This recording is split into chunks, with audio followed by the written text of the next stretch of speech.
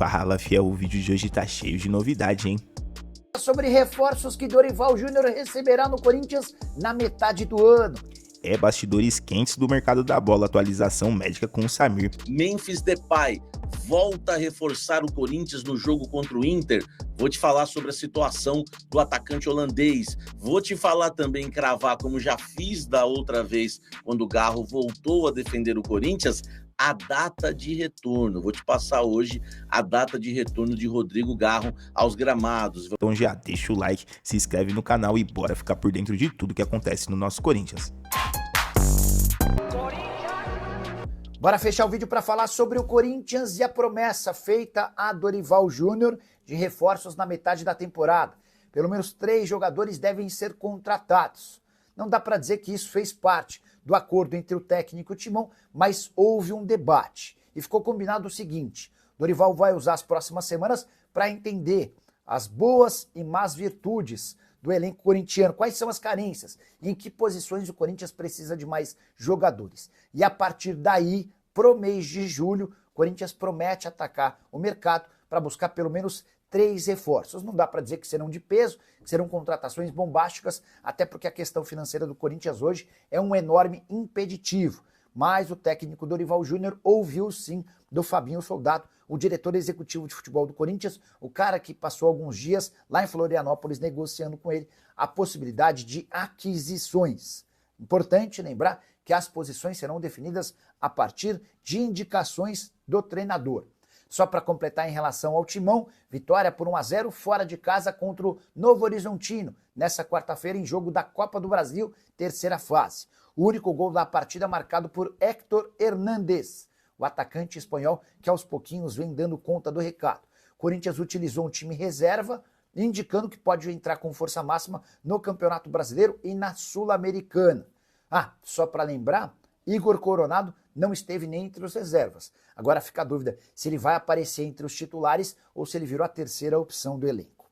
A saideira sobre o Timão, Álvares e Marçal, decidiu rescindir seu contrato com o Corinthians, empresa que havia sido contratada para reestruturar e profissionalizar o clube.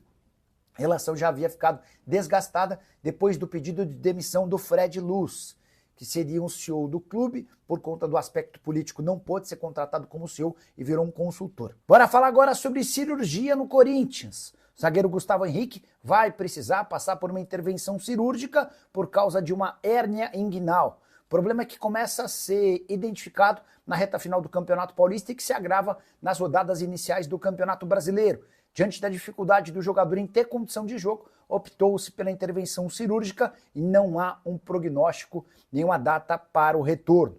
Gustavo Henrique, que havia sido contratado na temporada passada e virou, em 2025, o defensor mais confiável da zaga corintiana.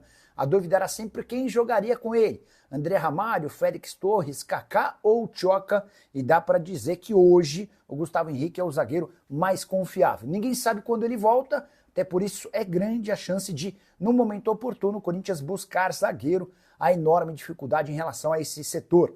Atleta de 32 anos de idade, que já nesse ano havia tido problemas. O Gustavo Henrique havia sofrido uma lesão no músculo posterior da coxa e, diante disso, foi desfalque em algumas rodadas. Seja fiel, o Timão não parou, a diretoria segue buscando reforços e tentando manter as principais peças do elenco. O mercado pegando fogo. Enquanto a diretoria se mexe fora de campo, o departamento médico também tem novidades importantes, então bora conferir. Olha só, o Memphis Depay, né, que tá com um probleminha no tornozelo, até postou o tornozelo inchado direito, foi numa jogada com o Léo Ortiz. Ele até foi substituído, né, no primeiro tempo do jogo contra o Flamengo no Maracanã, já desfalcou o Corinthians, né, contra o Novo Horizontino pela Copa do Brasil, e uma fonte me passou lá dentro do clube que não é migué, não. Realmente ele sentiu dores num lugar que doeu bastante.